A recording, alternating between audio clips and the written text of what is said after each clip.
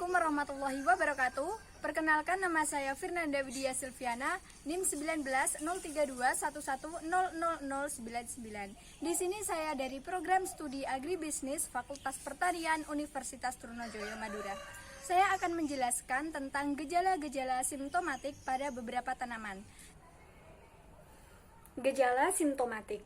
Simptomatik adalah bagian dari fitopatologi yang menyelidiki, melukiskan, dan membanding-bandingkan gejala penyakit tumbuhan.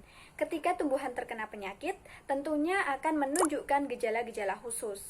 Gejala atau simptom ini merupakan perubahan yang ditunjukkan oleh tumbuhan itu sendiri akibat adanya serangan penyakit. Berdasarkan sifatnya, gejala dapat dibagi menjadi gejala lokal dan gejala sistemik. Gejala lokal merupakan gejala yang bersifat terbatas dan biasanya disebabkan oleh bakteri dan cendawan. Sedangkan gejala sistemik merupakan gejala yang menyebar ke seluruh tubuh tanaman. Gejala sistemik ini biasanya disebabkan oleh virus dan penyakit-penyakit fisiologis. Meskipun serangan patogen hanya bersifat lokal, tetapi mungkin juga menunjukkan gejala sistemik. Contohnya adalah penyakit layu dan penyakit akar. Secara morfologi, gejala penyakit dapat dibedakan menjadi 3 tipe. Yang pertama, gejala nekrotik. Gejala nekrotik disebabkan karena adanya kerusakan pada sel atau bagian sel atau juga sel yang mengalami kematian. Yang termasuk ke dalam gejala nekrotik adalah nekrose, korose atau menguning, perforasi, kanker, eksudasi atau pendarahan, busuk atau ruting.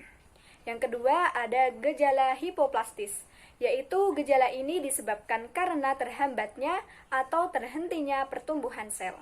Contoh gejalanya adalah roset kerdil dan perubahan simetri. Dan yang ketiga, ada gejala hiperplastis. Gejala hiperplastis disebabkan karena pertumbuhan sel yang melebihi biasanya. Contohnya adalah witch's broom, sesidia atau tumor, intumescensi, erinose, fasciasi, dan menggulung atau mengkeniting. Berikutnya adalah beberapa tanaman yang terkena penyakit yang saya temukan di sekitar lingkungan saya. Yang pertama, ada penyakit antraknosa pada tanaman mangga. Penyakit antraknosa ini disebabkan oleh jamur Soletotrichum pleosporiodespens. Penyakit dapat timbul pada daun muda, batang, karangan bunga, dan buah. Serangan antraknosa bertambah hebat ketika udara yang lembab, banyak awan, banyak hujan saat tanaman berbunga. Dan juga pada malam hari saat terdapat embun. Gejalanya adalah munculnya bintik-bintik berwarna abu-abu hingga kecoklatan dengan tepian lebih gelap dan lingkaran kuning di sekitarnya. Bintik-bintik ini kemudian dapat membesar dan menyatu untuk membentuk area sel mati yang cukup besar. Jamur yang menyebabkan penyakit ini menyebar karena adanya angin dan percikan air hujan. Inang alternatif patogen ini tidak hanya pada tanaman mangga, tetapi juga dapat menyerang pada tanaman pisang, pepaya, maupun alpukat. Tingkat serangan penyakit antraknosa pada tanaman mangga termasuk rendah, karena daun yang terserang penyakit ini hanya sekitar 30% saja.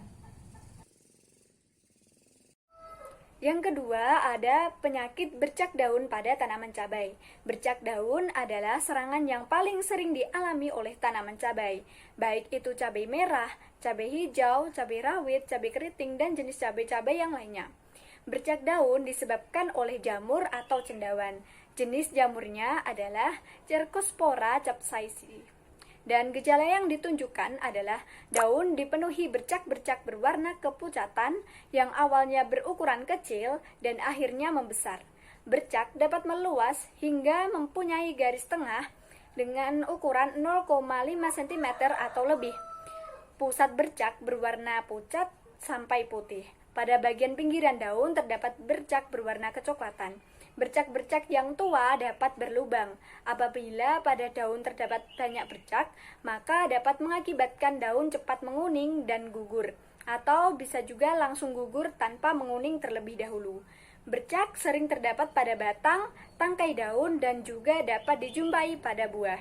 Serangan bercak daun ini sering terjadi pada musim penghujan. Tingkat serangan penyakit pada tanaman cabai termasuk sedang, karena sekitar 50% daun cabai terkena serangan penyakit ini. Baik, sekian penjelasan dari saya, kurang lebihnya mohon maaf. Semoga video kali ini bermanfaat. Terima kasih. Wassalamualaikum warahmatullahi wabarakatuh.